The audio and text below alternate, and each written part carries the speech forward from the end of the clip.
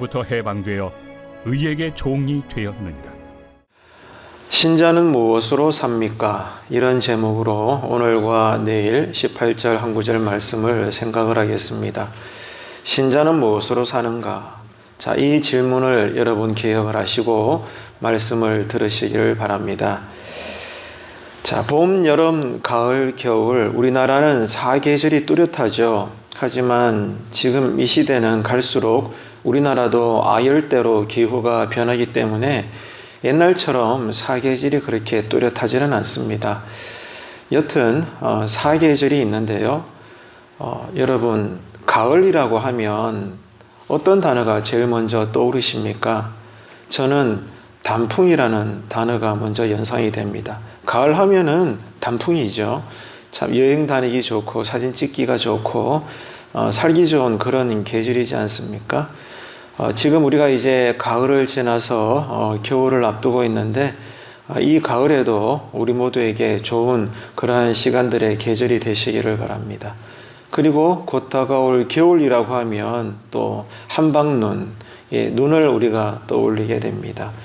자, 그렇다면 기독교 교훈, 기독교의 교훈을 우리가 생각을 할 때 가장 적합하게 표현되는 단어가 있다면 여러분 어떤 이미지가 그려지십니까?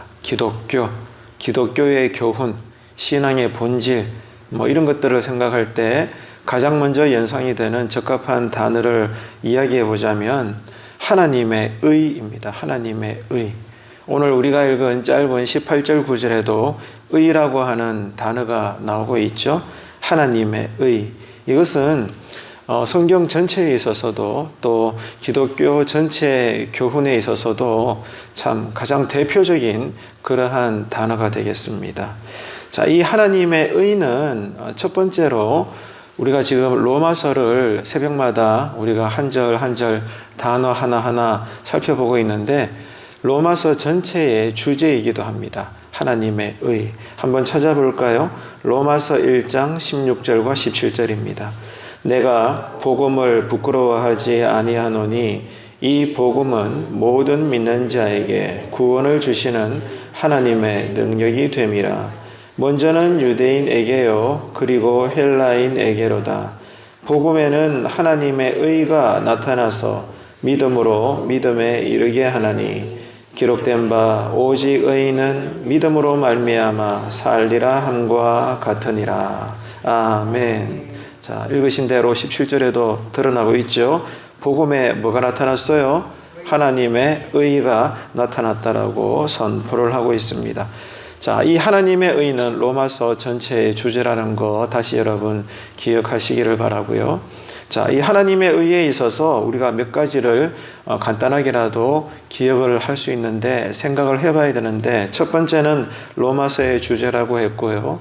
두 번째는 이 그리스도의 복음, 성경, 신구약 66권, 이 복음의 전체에 있어서도 기본이 되는 그러한 대표적인 개념입니다. 하나님의 의로움, 하나님의 의.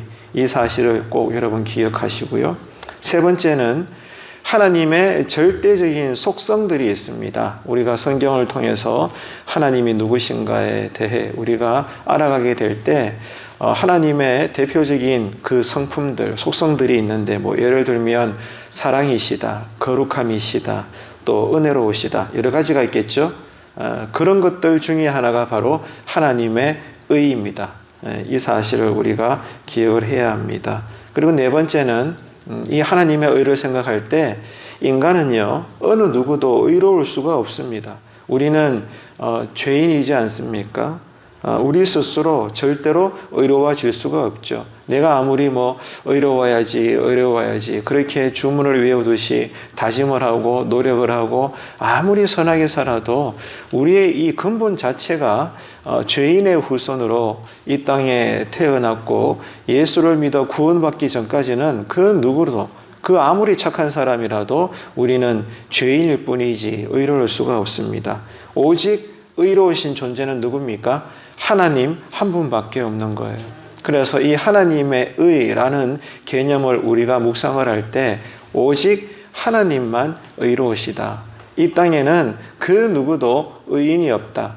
단 한 명도 의인을 찾아볼 수가 없음을 이미 성경에서도 언급을 하고 있습니다. 오직 하나님만 거룩하시고 의로우시다. 이 분명한 절대적인 진리의 명제를 우리는 늘 잊지 말아야 합니다.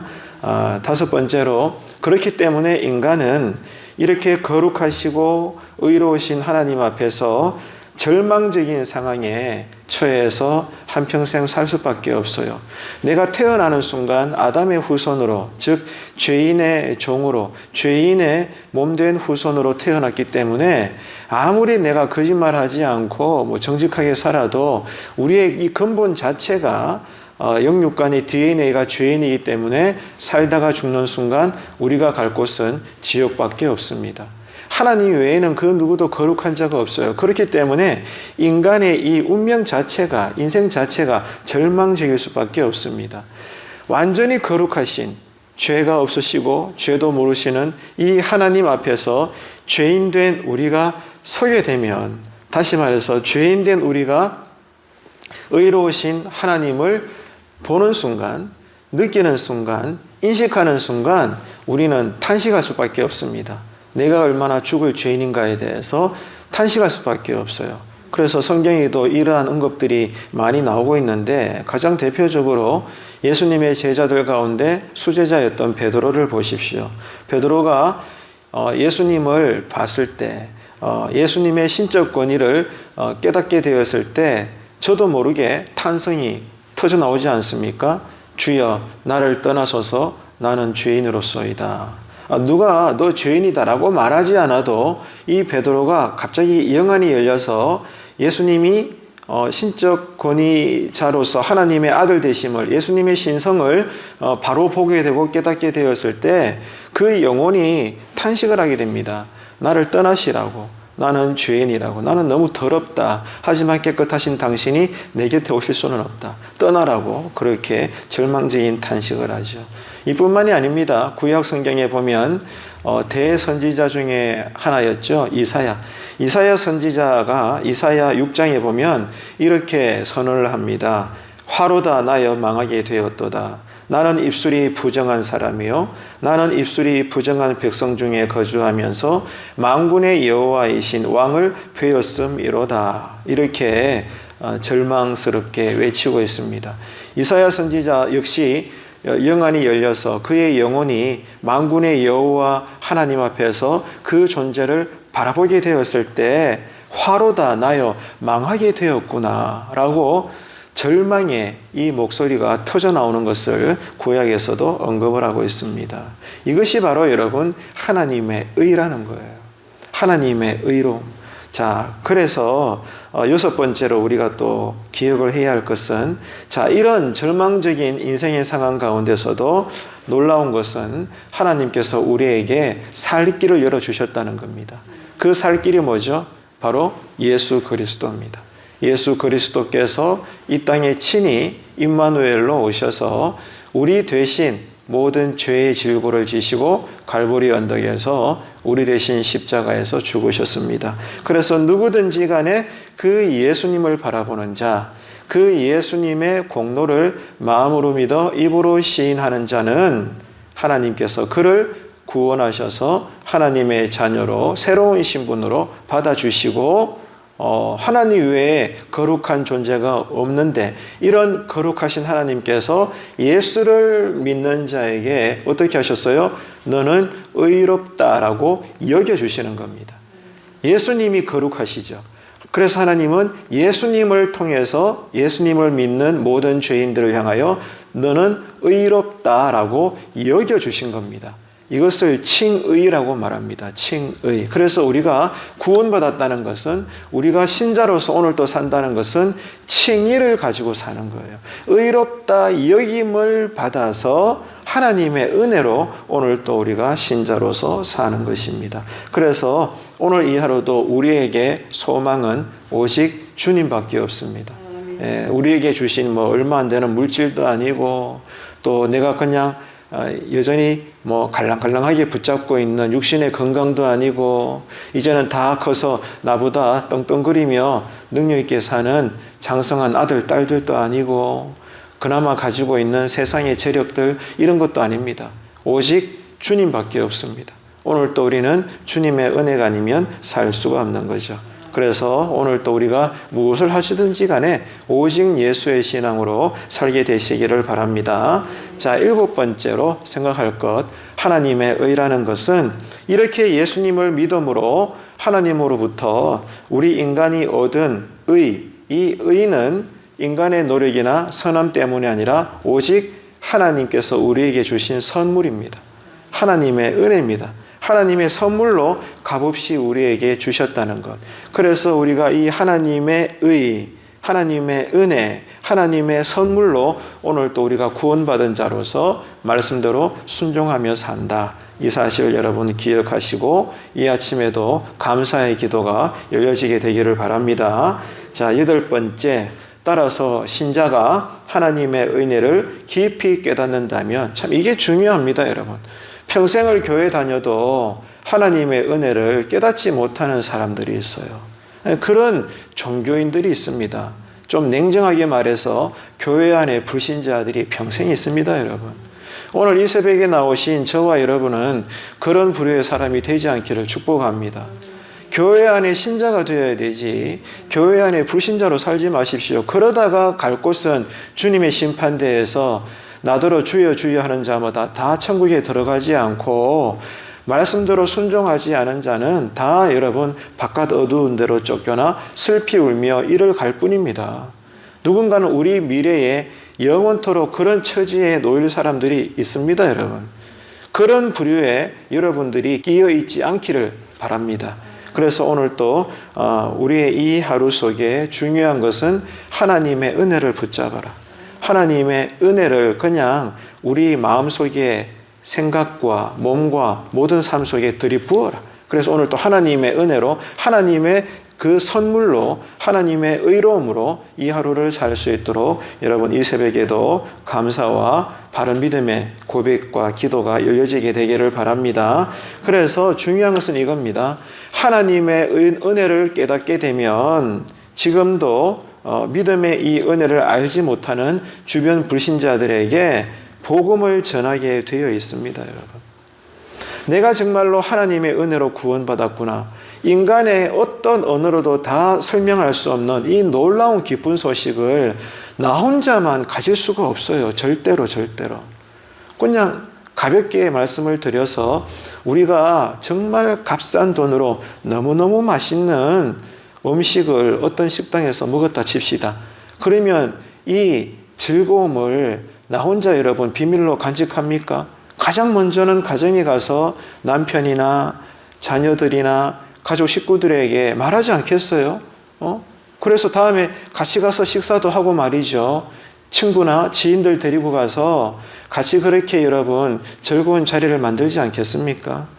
세상의 음식도 어쩌다 정말 값싸게 하지만 너무 맛있게 그것도 배부르게 또 친절한 식당을 만나서 기분 좋게 드실 수가 있다면 사랑하는 주변에 좋아하는 사람들 다 데리고 가는 것이 인생사인데 우리가 어떻게 구원받았는데 여러분 하나님의 은혜로 값없이 구원받았잖아요. 이 어마어마한 기쁜 소식을 정말로 우리가 깨달았다면 그 기쁜 소식을 믿음으로 구원받았다면 절대로 우리는 여러분 전도하지 않고서는 배길 수가 없습니다. 이게 여러분 복음의 기쁨입니다. 복음의 능력이에요. 그래서 오늘 또 우리가 사도 바울의 고백처럼 때를 얻든지 못 얻든지 간에 한 영혼이라도 오늘 또 우리가 직접 우리의 믿음의 입술을 열어서 당신 나처럼 예수 믿자. 이번 주는 꼭 나와 함께 교회 가자. 예수님 안 믿으면 큰일 난다. 누가 뭐래도 예수 믿어야 된다. 그렇게 여러분 복음을 전하면서 하나님의 가장 큰 기쁨을 여러분 올려드릴 수 있는 이 하루가 되시기를 주님의 이름으로 축복합니다. 여러분 하나님의 의라고 하는 것은 이게 어마어마한 단어라 가지고 한두 시간으로 설명은 불가능합니다. 그럼에도 불구하고 한 가지 단어로 이야기해 보자면 하나님의 의. 자, 이 의라고 하는 것은 생명이 없는 곳에 생명이 넘쳐납니다.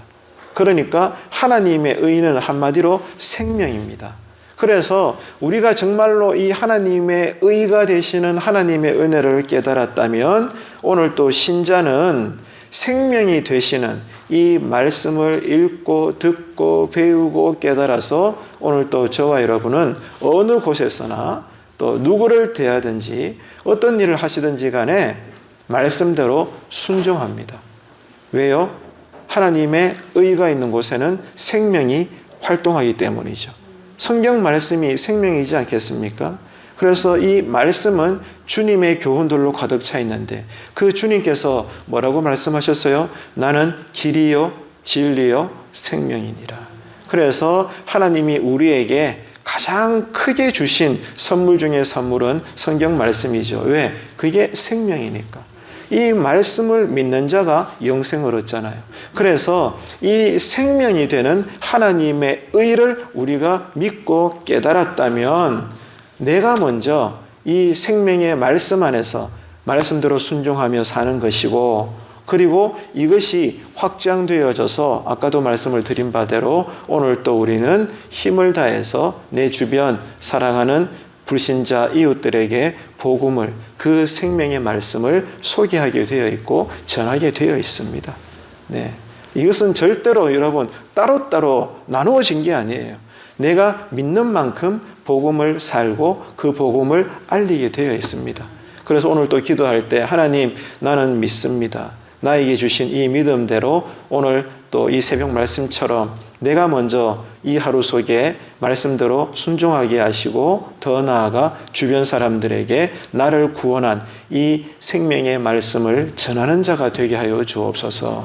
그 기도를 오늘 아침에 꼭 드리시기를 바랍니다. 아무쪼록 오늘 이 한 구절의 말씀을 통해서 드러나고 있는 의의 종이 되었다. 우리는 죄에서 해방되어서 곧 의의 종된 자로서 한평생 산다. 이 의는 하나님의 생명이 넘쳐나는 것이다. 그래서 오늘 또 우리가 내가 먼저 이 생명의 강가에서 마음껏 젖어 사시고, 그러므로 이 생명을 주변 믿지 않는 자들에게 흘려보낼 수 있는, 그러므로 하나님께 가장 큰 기쁨이 되는 생명이 넘치는 이 하루가 되시기를 주님의 이름으로 축원합니다.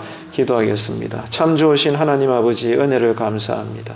오늘 또 신자는 하나님의 의를 이루는 은혜로 삽니다. 오늘 아침에도 우리가 말씀을 따라 기도드리오니 우리 마음과 몸과 삶에 십자가 은혜가 강물처럼 흐르게 하시고 온종일 때를 얻든지 못 얻든지 나를 만나주신 예수님을 전하며 살게 하여 주옵소서.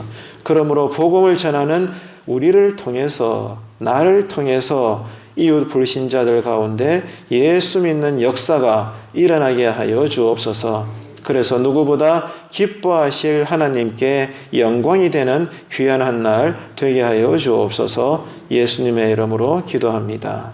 아멘.